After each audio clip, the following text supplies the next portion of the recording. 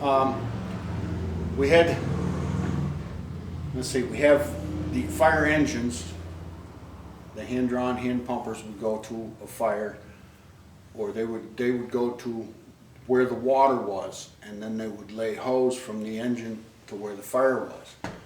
This is a hose cart that came out of the old Dunbarton linen mill. Right now, there's 250 feet of hose on this, and originally, I don't know what happened to it, but the Rough and Ready Engine Company used to have a hand cart, hose cart, that had wheels about this high, and it was about 6 feet wide, and it carried 800 feet of hose. This is only 250, so you can imagine how much it weighed. And the way these were moved was men pulled it. Now some of your bigger hose carts would have maybe a longer handle so that you could put 4 men, or they would have a rope on it, much like on the front of the engine, where they could drag the rope out and pull, get numerous men to pull it. But this is out of a mill, and being at a mill or in a mill, you didn't really need an awful lot of hose. But this one has 250 feet of hose on it right now. So you can get an idea of how big 800 feet of hose was. And I understand that at one time the Union Engine Company also had an 800-foot hose reel or hose cart. So there, and they would lay from where the water was to where, or from the machine at the water source to the fire, and they would put the play pipe on the end of it and then play the stream upon the fire.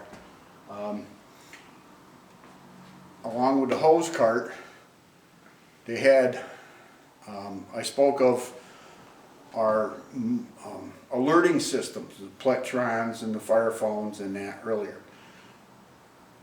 Before electronics and telephones, they had fire gongs. And this is nothing more than a triangle. It looks like what I know as a Jew's harp, which was a musical instrument when you were, or a mouth harp, they called it. But this is kind of loud.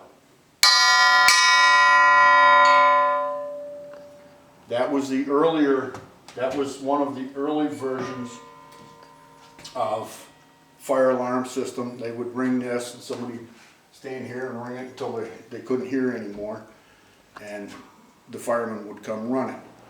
And then they got,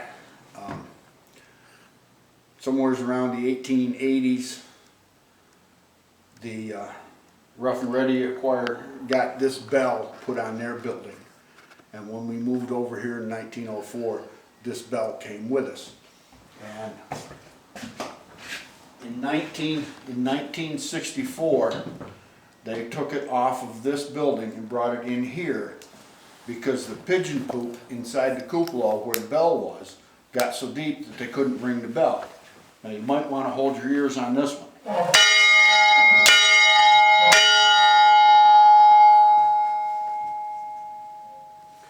And this bell was made in 1884 by Meneely and Company in Troy, New York. And when we got the trucks, they had, instead of, nowadays we have modern electronic sirens, or sirens that run off an electric motor. And before that, this is the siren, the hand crank siren off of the 1926 LaFrance that the Village of Greenwich owned.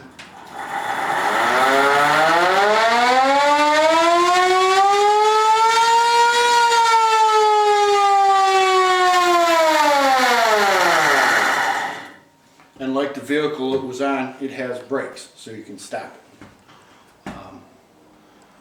And like I said, then we went to the paging system to alert the firefighters that there was a fire or a call somewhere, and the electronic and motorized or electric motor operated sirens on the vehicles themselves.